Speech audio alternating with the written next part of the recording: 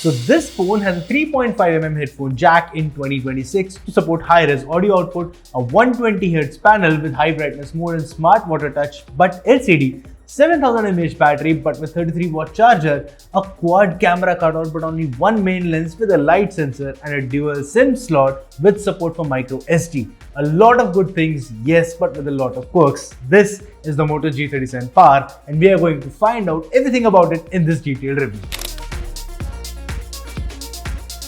The build on this phone is classic Moto, military grade durability with IP64 rating and Gorilla Glass 7i up front. The design is clean with 4 camera cutouts and a Moto logo in the center. Left side houses the SIM slot and right side has the buttons, including a side mounted fingerprint sensor which is fairly responsive.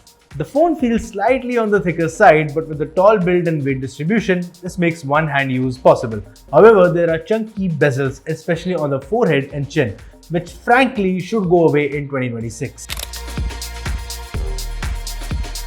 Going beyond the bezels, in my first use I was trying to click some pictures with this phone in broad daylight and didn't even notice how bright the screen actually got.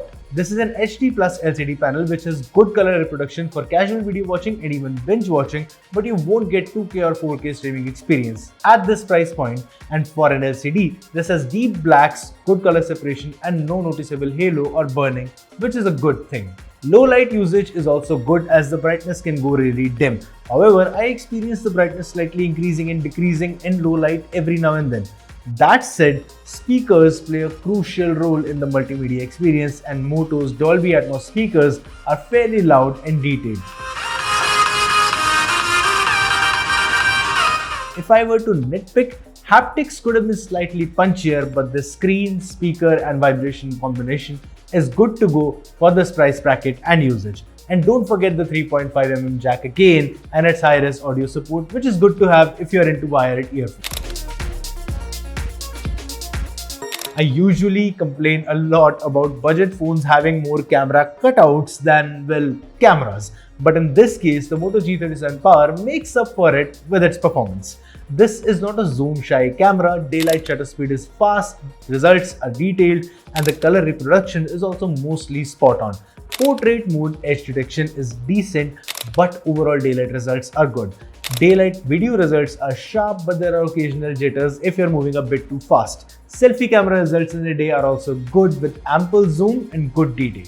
Indoor and low light results are a mixed bag. There was noticeable jitter in low light videos and exposure issues, especially if you're capturing from a moving vehicle even on a smooth road. Standing at one place the jitters go away, but there's still exposure issues. This could have been better, especially since there is a dedicated light sensor for the rear camera in this phone. For pictures, the shutter speed is slowed down a bit. You'll have to hold steady, but the results are detailed. You can zoom in all the way and the colors and details are captured very well. But low light selfie results are not as good right away, but there's scope for improvement as it captures decent detail here. So, indoor with ample light, the shutter speed gets faster and detail is still captured well. The same pattern emerges in case of selfie camera as well, which gives great outdoor results, but indoors there's some detail loss and stabilization issues. Moving on to performance, Moto has fitted this with a MediaTek Dimensity 6400 chip paired with 4 or 8GB RAM options. Now this is LPDDR4X RAM, which means it is fast, but still 4GB doesn't sound as confidence inspiring. But keep in mind the price point, RAM expansion tech and Moto's clean interface, and you get decent daily driver experience. We ran Geekbench, Antutu and 3D Mark stress tests back to back on this phone and the scores remained largely unaffected. In fact, wildlife stress tests didn't heat the phone at all. We played Ninja Arashi 2, Shadow Fight 2, BGMI with HDR graphics, Asphalt Legends and Mad Out 2. All the games ran smooth, no hiccups with multiple other apps open in the background.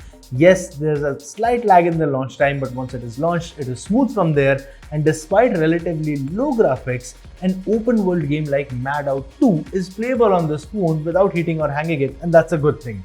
And while Moto phones have maintained a clean OS track record, this one gets some bloatware. But you can uninstall that, and once you do, it's the same near stock Moto experience. However, Moto has skipped the entire Moto AI suite on this one, but you get Android 16 out of the box with 3 years of promised security updates. So even if you're a casual user, we'd advise you to go with the 8GB variant for future-proofing your phone if you plan to keep it for a long time.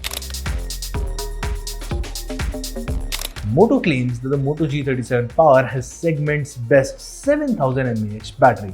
While there are plenty of 7000 mAh phones out there, Moto's USP is the largely clean and optimized user interface. I unboxed this with 52% charge, set it up, installed all the games, benchmarks, ran the tests, played some games, and then took camera samples, and this was all in just one day.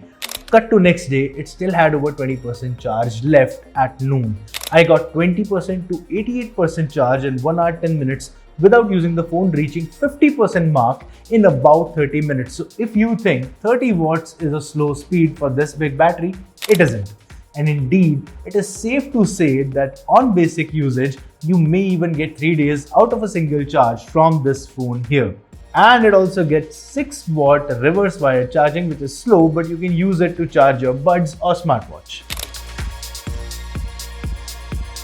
Now here we are at the end of this review, so let me sum up this quirky Moto for you. Yes, the display isn't OLED, but it's a good screen accompanied with good speakers and the option to have high quality audio, both wired and wireless. The camera is a good one outdoors, decent indoors and in low light, but struggles a bit on the video front.